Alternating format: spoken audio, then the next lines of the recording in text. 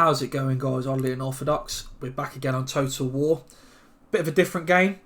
I'm trying to show you a few different races, not just flood you with Wood Elf games, even though you guys probably know that Wood Elves are my favourite army to play with.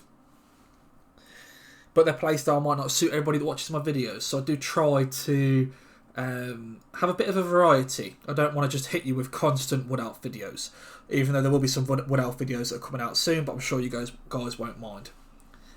So, Demons of Chaos game. I brought the one and only Be'lakor, the biggest and angriest demon there is. Constantly getting stepped on. So, we ran Be'lakor, triple pink horrors, 5 squads of plague bearers, 5 squads of blue horrors. We bought Be'lakor with everything that he had available. Didn't take anything off him because I wanted to really try him at his full value. The idea behind this build is that Be'lakor was going to be my huge main carry. And then I was going to have units to buy me time.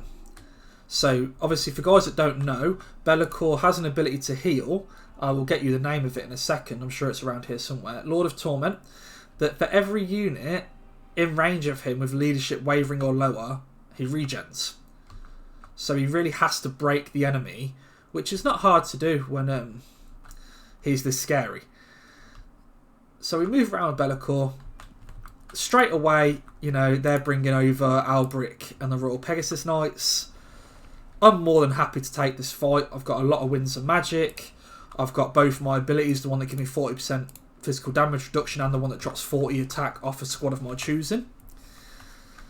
So we have to take a few hits from the trebuchets. That's fine, don't worry about it. I really dislike this map. I weren't going to run straight down the middle and play to their side. I have got an ally Empire player who apparently went really ham on maxing the flagellants out. Jesus. So, all this is just the posturing gameplay that I'll tell you about. I'm making my flat lines here. At the end of the day, the good thing I like about this sort of comp is the Plague Bearers will hold quite a while. They're quite tough to get rid of. They don't do a lot of damage, but they poison what they're fighting, and they've got some quite healthy stats.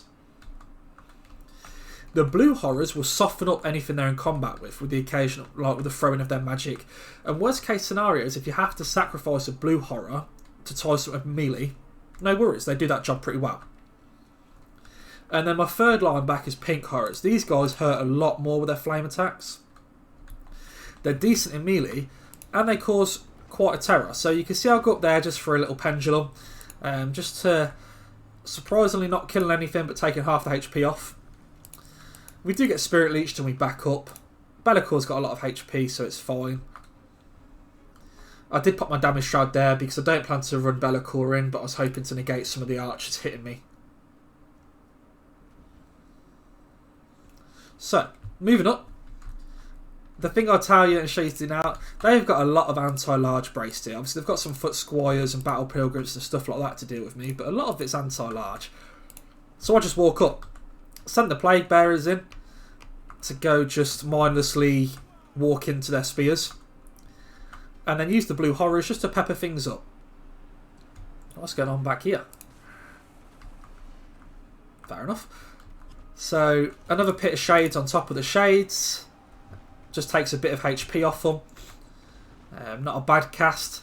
Dealing with the shades is quite an important sort of thing, so I don't really want them just standing there shooting Be'lakor. So we're breaking the Dread Spears up. Now, I've never played a game as Malice Darkblade, or even with Malice Darkblade on my team, so I'm not really 100% sure what he does. But I know I don't want to run in there straight away because there's stuff like Doomfire Warlocks and stuff like that hiding around. So we move up, and we're just trying to be a little bit annoying.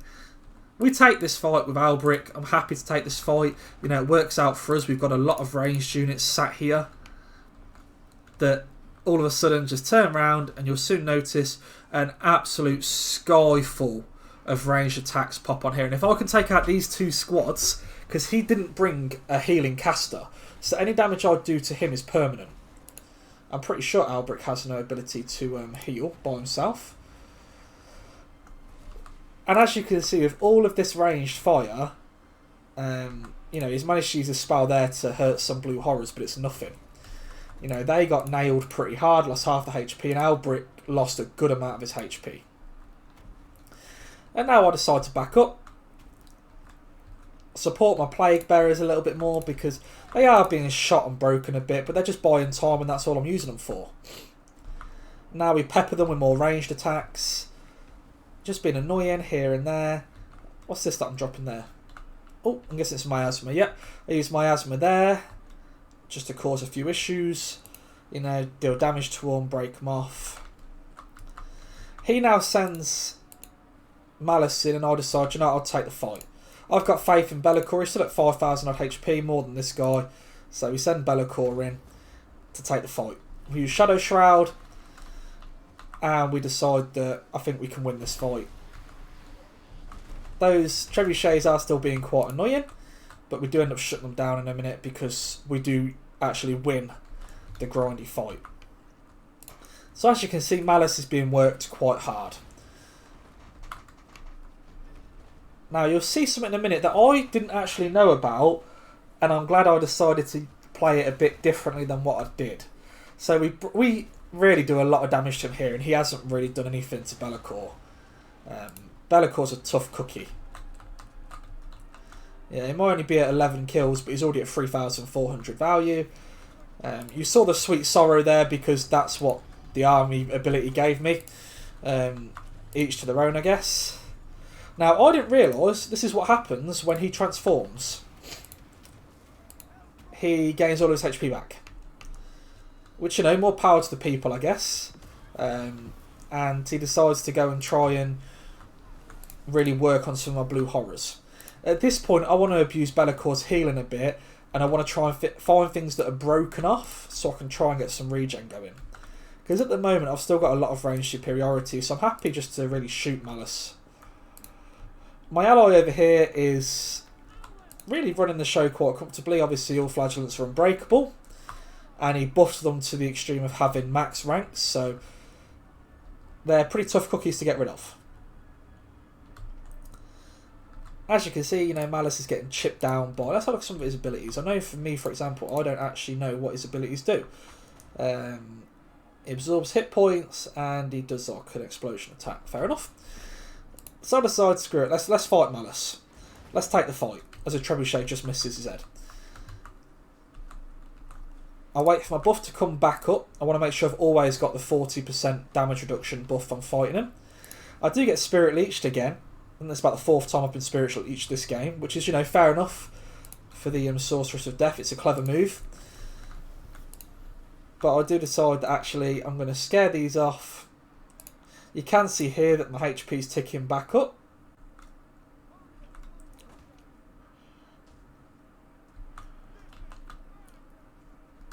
And as you can see, they're swiftly dealt with there. So we run Be'lakor back. Realising that I think I've softened Malice up a lot. Enough that I need to anyway. Well, I suppose it's called Zarkin now. But we take the fight. I'll drop Shadow Shroud. And then we get to see the fight happen here. He has Reaper of Souls, which I didn't know. So he is healing quite a lot.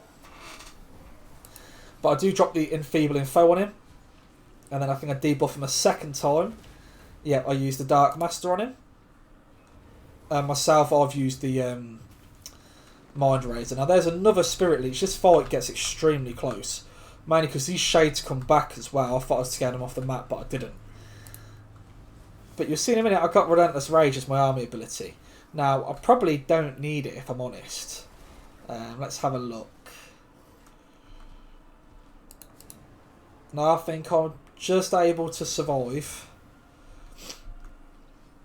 Yep, and he dies. So also the thing about Be'lakor, it's useful. Like him, he's got the same sort of thing going for him as Scarbrand. That if you can get him to kill units, he buffs his own weapon called the Shadow Blade, I believe, which gives him based percentages on sort of how strong he is, how many kills he's had, stuff like that. So you can see up here the Blade of Shadow. I've only got 3% armor piercing weapon damage and +1 melee attack because I hadn't killed a lot of units. So it does benefit if you can send Be'lakor in to get some melee attacks on some squads first before going character hunting.